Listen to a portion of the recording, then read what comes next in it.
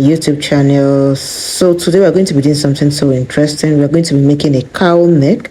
So don't forget to like, share, and turn up your notifications for more. Pattern paper, our ruler, our tape, our scissors and marker, and then the fabric that we'll be using. So let's start right ahead. So first of all, I already have my pattern. I'll try and close my dots. I normally have a standard pattern that I put to, and then when I want to make a dress, I just trace it out. So this is it, one of it. So I'm closing my dots. I close the bust dart and also close the side dart. There's also a way you can also do dart manipulation, closing your dart and transfer the dart to wherever you need your dart to be. For this one, I need it to be at the center. I need the dart, I need a fullness at the center to be able to create my cowl neck. So I'll quickly close the dart and show you what it is.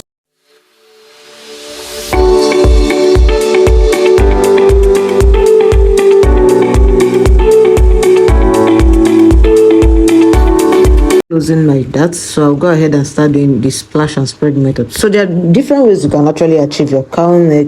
You can as well open up this bust line to the end and then raise it up, and then you have a fullness at the middle at the center. But I prefer the splash and spread method because this allows you to make your cowl neck as cowry or as many fold as you can achieve. Now I don't want my neck to be too deep. I don't want it. I just need it. I don't need my bust to show it much. So I'm just going to make like a 6 inches V neck. To that I'll just cut it out. So that's what you can make your own to be as deep as you want it, but I don't want to show my bust. That's why it's not that deep.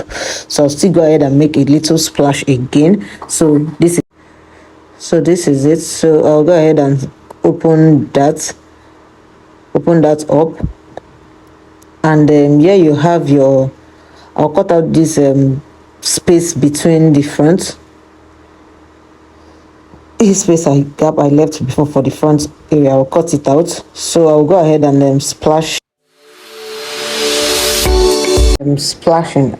I have to bring another pattern paper to be able to put on it so I can start splashing. I'm just leaving, like forming a straight line so I can know I'm starting my splashing on a straight line, so I don't have any curves or any errors while I'm cutting. So I'll make that straight line, right, and start placing my pattern to create my splash and spread method. So this is another way you can create splash and spread. So this lesson is packed fully.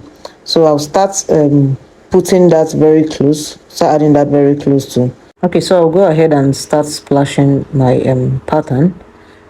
So remember to, if you want to label, you can label it. Make sure you cut it to the very end, but don't cut it out to be able to have a very flat pattern. So when you place it on your pattern paper, it doesn't come up bulging. So it's able to lie down flat, and you can able to start making. So I will go ahead and start spread and splash my pattern now and show you what it is. Splashing it, I'll start fixing it. You can see me trying to align the patterns together. So this is me aligning my patterns to make sure. So you can spread it as wide as you can. That's the beauty, the advantage of spread and splash. You can spread it how far or how wide or how bold or how full you want your cowl neck to be. So for me, I don't want it to be too full, and I don't want it to show my bust, because sometimes if you make it too full, it shows your bust. So you can see me arranging my patterns to make sure that it's laid down so flat to have a very fine cutting. So this is it. I'll do that now. I'll show you what it is. So this is it. So at this point, you have to also find out how much fabric you want inside of, when you are done with your carry, that's fabric that goes inside of the carry. So this is the point to determine how much fabric you want here. So at this point, I did it, and then I realized I don't want that much fabric. I had to reduce it. So I reduced it to have a less fabric inside. So I'll go ahead and cut out my pattern and show you what it is. Here is the pattern. So I have to arrange my back reduce the neckline. Remember, I reduced the neckline for the front, so I'm going to do that to the back also, reducing the neckline of the back. So I'm going to do that, reduce the neckline by 1 inch, because that's what I did for, and my back is ready. So that, just that for the back, and your back is ready.